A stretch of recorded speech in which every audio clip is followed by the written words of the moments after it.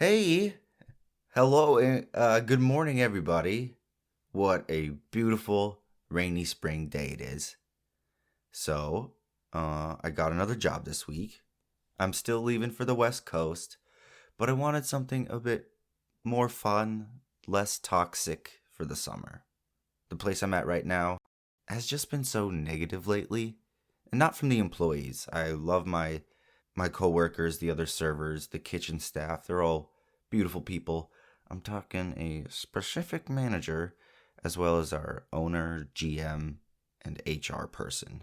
Yes, they are all three of those. There's no one to talk to about the issues within the restaurant because she's the one causing the issues. I avoided telling her I'm moving because, as past history shows, your schedule will suddenly change. You'll lose shifts you've had for months, or you'll have to work on days you specifically said you couldn't because of other jobs or children. And get this, when she did find out about my move to Seattle, she goes, "Oh, that's nice. You'll never make as much money as you do here." And that was it. She's hardly talked to me in the week and a half, 2 weeks since. And I will have you know, I made much more money in Minneapolis than I do in Hanover, New Hampshire, and I know for a fact I'll make more in Seattle. It's not my fault you're running the restaurant into the ground. Last year at the same time before she bought the place, I was making probably double what I make right now. Oh, and guess what she told my friend and fellow server when she was about to graduate college and apply for jobs within her field? Remember, she's the owner, GM, and HR. She said, "Don't be silly. You'll never use your degree." Excuse me? What the fuck did you just say? Just because you've never left your small town doesn't mean others won't want to. It just sucks seeing her try to drag down happy people simply because she probably isn't. And I'm not the only one who's looking to get out. So I got a new job. Super excited. I went and checked out the place, met the owners. Wonderful, wonderful people. I apologize. I just needed to rant a little bit. It's all hoopla anyways. Let's talk about some more Canadian killers instead. Today, I bring you the story of Canada's largest manhunt. My name is Eli, and this is Murder in the Morning.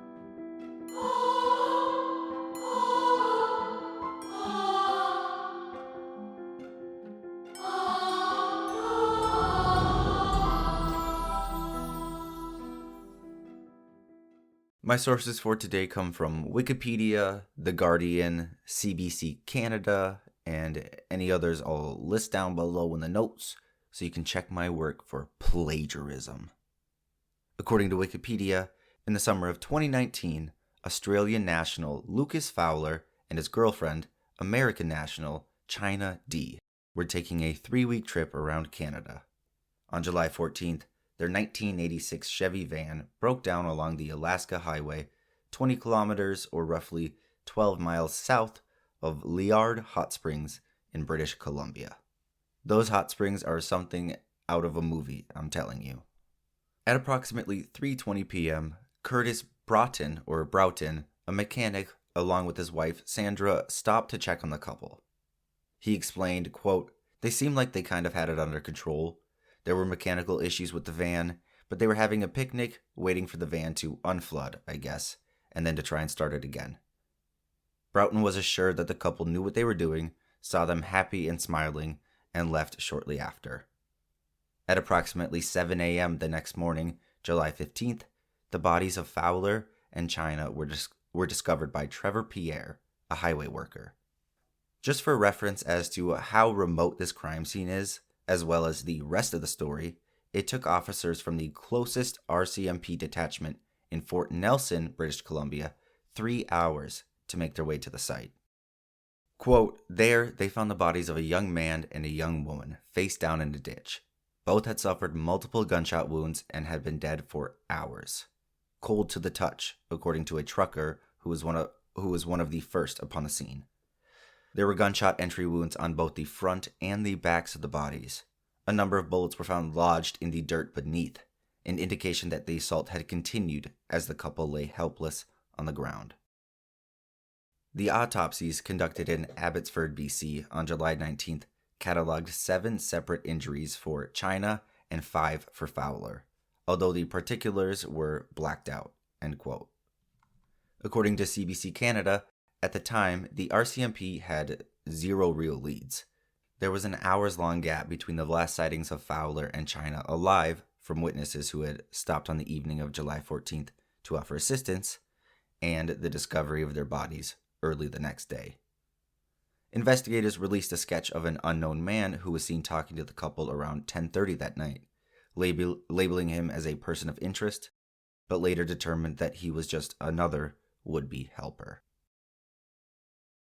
Their next lead wouldn't come until the morning of July 19th.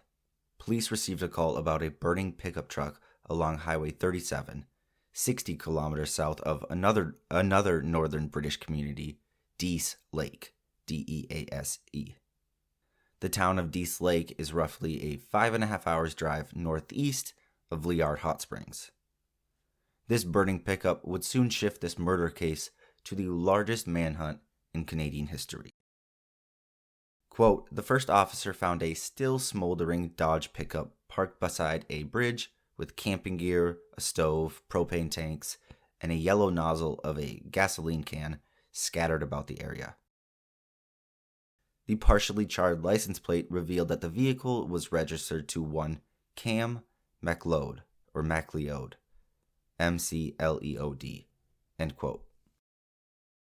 The officer was just about to hop in his car and report this whole weird crime scene and leave when a passing motorist flagged him down. Through stunted breathing, the man told him of a dead body just up the road, lying in a gravel pit. According to CBC Canada, the older, heavy-set man with a white beard was lying on his back, bloodied and burned. His torn clothes revealed multiple wounds, and the fact that he had been shot wasn't readily apparent. One thing that leapt out to the officer right away was the presence of what appeared to be scattered French fries and a red cardboard McDonald's container between his legs. There was no ID on the body, and the man's pockets were only full of change. Investigators theorized that he had still been alive when he arrived at the gravel pit because of the mud on his shoes. They found 13 items near the body, including cigarette butts, a beer can, a Red Bull can, and plastic flex ties, the kind that could be used to bind a person's hands behind their back. Within a day, police had found a third deceased victim and a burning car belonging to a missing Cam MacLeod. Another traveler alerted police to the presence of a substantial amount of blood on the floor and walls of a rest stop outhouse on the other side of that bridge. And there were more discoveries along Highway 37, a trash can that had been set on fire, a black and yellow folding knife, and Cam's employee ID from the Walmart in Port Alberni, British Columbia. So police reached out to Cam's family on July 20th, the next day, and learned that he and his best friend, Briar Schmegalski, had left Port Alberni on July 12th, with plans to travel to Whitehorse in search of work. Whitehorse, British Columbia. They had last contacted their families on July 17th through text message. Quote, Cam's parents described their son and his friend as introverted loners and gamers. Briar's grandmother revealed that he had recently been upset about being rejected by a girl who was actually Cam's younger sister. Police asked if either of them had a gun with them, and they were told no, and that no firearms were missing from either of the family's homes, end quote. Port Alberni, where they had left from, is located 24 hours south of Liard Hot Springs on Vancouver Island. Although they told their parents the two sought work in northern Canada, others were left with cryptic messages. The CBC stated that Cam's girlfriend told the RCMP that he had left without saying goodbye. Quote, seriously sorry, but I'm not coming back, he had written in a text message on July 13th. And when she reached him on his cell phone the next night, a few hours before the murders of Fowler and China, Cam refused to say where he was and abruptly ended the call. The RCMP were still struggling to identify the third victim when a tip came in from Saskatchewan. It reported that two young men matching Cam and Breyer's descriptions had purchased gas at a co-op in Meadow Lake on July 21st. A local officer reviewed the surveillance tape early the next morning and confirmed that it was the missing teens. But they were driving a new vehicle, a silver Toyota RAV4. By late afternoon on July 22nd, police had determined that the pair were now the prime suspects in all three murders. That same day, a Vancouver woman called the RCMP after seeing a composite sketch of the third victim, believing it was her husband, Leonard Dick. He was a 64-year-old botanist who lectured at the University of British Columbia, and he had left his home on July 13th to watch grizzly bears in the wilderness. His wife last heard from him through text on July 18th. She told police that he had often slept in his car while on road trips, a silver Toyota RAV4. The hunt for Cam and Breyer was on. It would span over 5 provinces and territories, involve hundreds of officers, and even include the Royal Canadian Air Force. According to Wikipedia, after the case received nationwide attention, a resident of Cold Lake, Alberta, reported helping 2 younger males who had their RAV4 stuck on July 21st. Later that same day, the pair was captured on video at a store in Meadow Lake, Saskatchewan. Meadow Lake is roughly 17 hours southeast of Liard Hot Springs, again for reference. The two have essentially made a massive triangle starting in Vancouver. They headed 20 plus hours north to the hot spring area, and then 17 hours southeast to Meadow Lake. The next day, July 22nd, the pair was stopped for a routine check by a Cree Nation constable in Split Lake, Manitoba. They were eventually released, marking the interaction with constables as the last confirmed sighting of the suspects.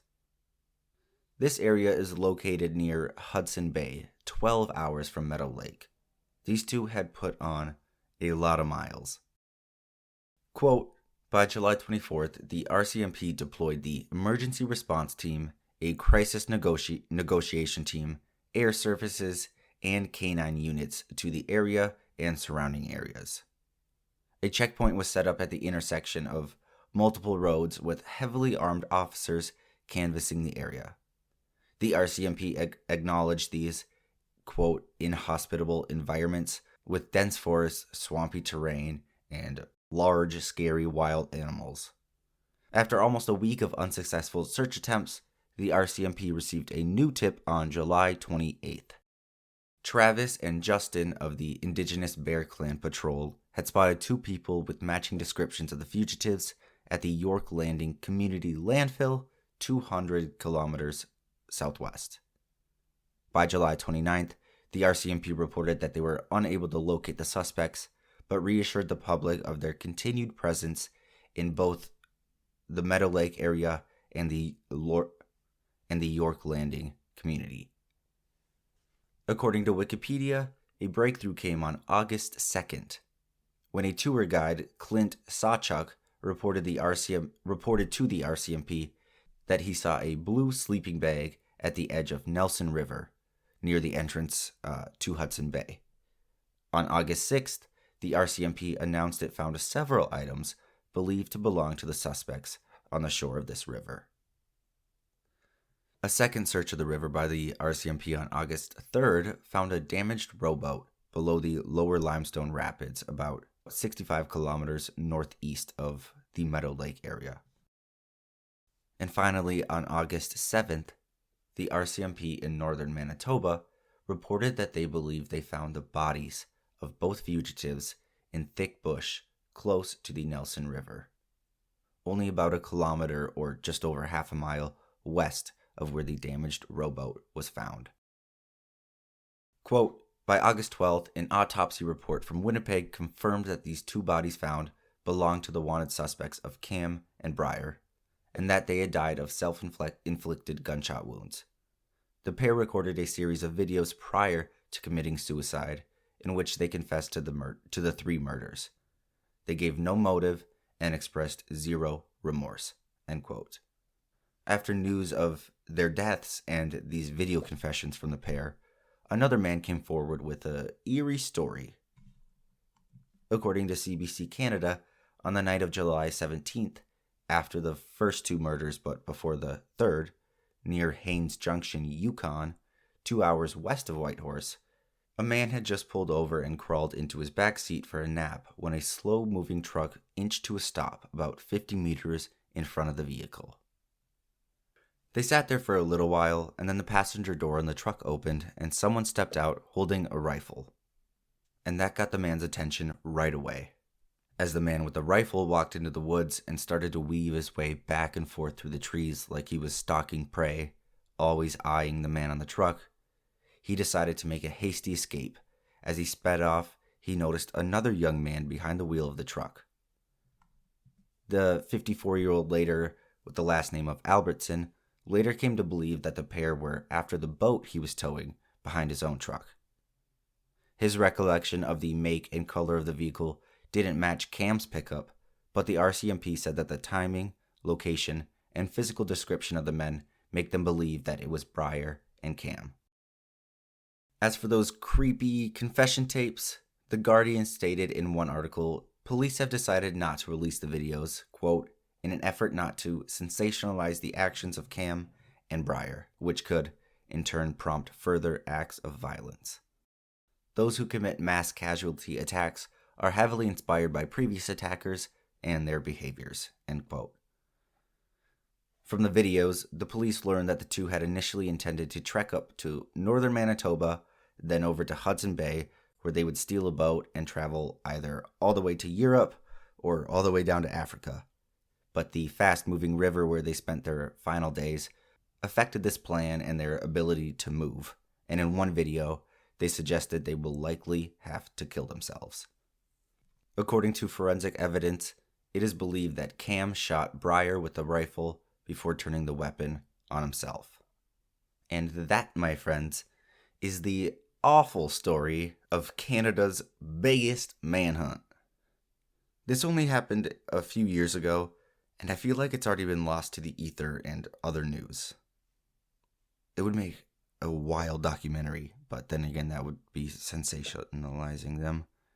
A manhunt for men hunting men shot in the vast Canadian mountains and wilderness, and there's probably a grizzly bear somewhere. I'm just glad they didn't kill anyone else. But thank you all for listening in today. Per usual, there will be an extra story for you after the music. And with that, goodbye!